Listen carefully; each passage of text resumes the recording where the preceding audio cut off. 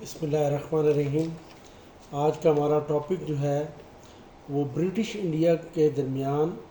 دوران جو سیاسی یعنی امینڈمنٹس ہوئی، جو کانسٹیٹیوشنل فریم ورک بنایا یا جو لیگل فریم ورک بنا، اس کو ڈسکس کرنا ہے۔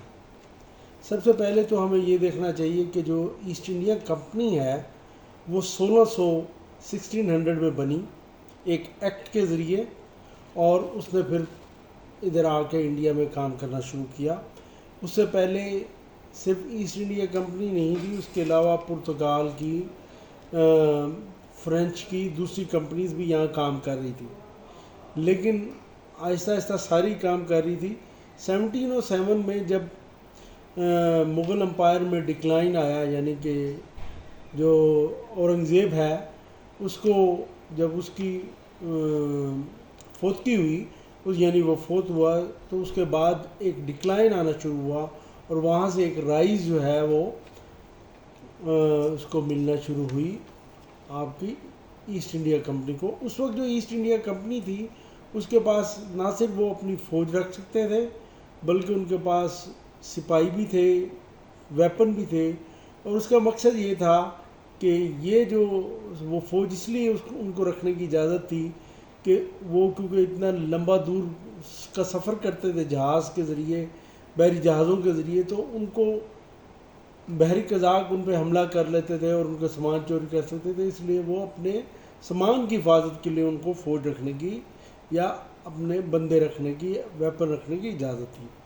تو اس طرح وہ یہاں آئے، کمپنی بنی۔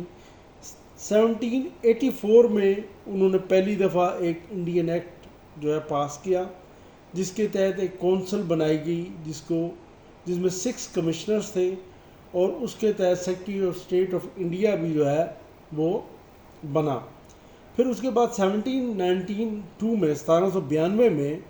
جو ہے پہلی دفعہ کمپنی کو جو ہے کے اوپر ایک ریگولیشن ایکٹ نافذ کیا گیا، جس کے تحت جو ہے کمپنی اب ڈائریکٹ کام کرے گی، ایسٹ انڈیا کمپنی پارلیمنٹ کے نیچے۔ یعنی کون سی پارلیمنٹ جو ہے برٹش پارلیمنٹ کے انڈر کام کرے گی، اور اس کی سپرویژن جو ہے وہ برٹش پارلیمنٹ کرے گی۔ اور اسی ایکٹ کے تحت ہی جو گورنر جنرل کا عہدہ جو ہے وہ بھی 1792 میں اور 93 میں جو ہے وہ بنا۔ اور اس سے پہلے جو ہے there was 3 governor of Madras, governor of Bengal and governor of Bombay, لیکن گورنر جنرل کا عہدہ موجود نہیں تھا، جو کہ 1792-93 کے تحت ریگولیشن ایکٹ کے تحت عہدہ بنا، اور اس کے گورنر جنرل کا وہ عہدہ کھلایا۔ اس کے تحت اس کے بعد جو ہے اسی دوران ایسٹ انڈیا کمپنی نے نہ صرف باقی کمپنیز کا صفایا کر دیا جو یورپ سے آئی ہوئی تھی، بلکہ آہستہ آہستہ اپنا اسٹرانگ ہولڈ جو ہے وہ انڈیا میں بنانا شروع کیا، اور مغل سے کافی زیادہ رعایت لے لی، کیونکہ مغل جو ہے وہ اس وقت تک کمزور ہو چکے تھے، اور ان کی جو ہے سگنیفیکینس ہے وہ کم ہو رہی تھی۔ اسی طرح 1857 میں جب یہ میوٹنی جسے یہ کہتے ہیں انگریز، اور جسے ہم فریڈم موومنٹ کہتے ہیں، وہ فریڈم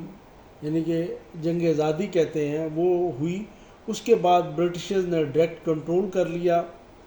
اور جو کمپنی ہے وہ ختم ہو گئی۔ 1858 کے تحت 1858 میں جو انڈیا ہے وہ ڈائریکٹ انڈر کنٹرول چلا گیا برٹشرز کے، ٹھیک ہے، یعنی برٹش کراؤن کے۔ اور پھر 1858 کے بعد جو گورنر جنرل کا عہدہ ہے وہ وائس رائے کا کہلایا، یعنی کہ اس کے بعد اگر وہ پوچھتے ہیں کہ گورنر جنرل کا عہدہ کب وائس رائے بنا، تو 1858 میں جب کراؤن نے ڈائریکٹ پاور کیا، جب ڈائریکٹ پاور لی، تو اس کے بعد وہ وائس رائے کا عہدہ بنا۔